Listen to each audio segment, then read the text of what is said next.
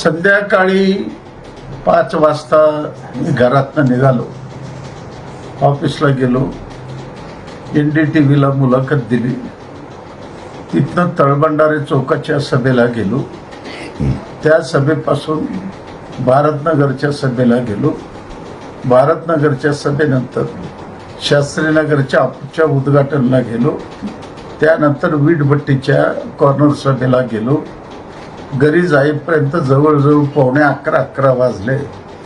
परंतु 7-7:30च्या सुमारास बापूजी नगरमध्ये राहणारे, स्वतःला काँग्रेसचे पुढारी समजतात असे 2-3 तरुण पुरं दारू पिऊन मनाला येईल तशी शिवीगाळ करणं, घरावर दगड फेकणं, विटाने मारण्याचा प्रयत्न केला असताना तरुणांनी त्याला अडवल्यावर त्यांच्या अंगावर गेला.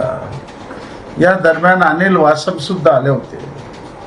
अनिल वासमला सुद्धा धक्काबुक्की झाले. वायरलेस गाडी आली, त्या दोघांना घेऊन गेलेल्या आहेत. माझी मागणी आहे, हा प्राणघातक हल्ला सुद्धा भविष्यकाळात होऊ शकतो, म्हणून इतकी कडक कारवाई करा. नसेल जनता अनावर झालं ते रोकडं माझ्या हातून होणार नाही. म्हणून पोलीस प्रमुखाला माझी विनंती आहे, तातडीने ॲक्शन घ्या.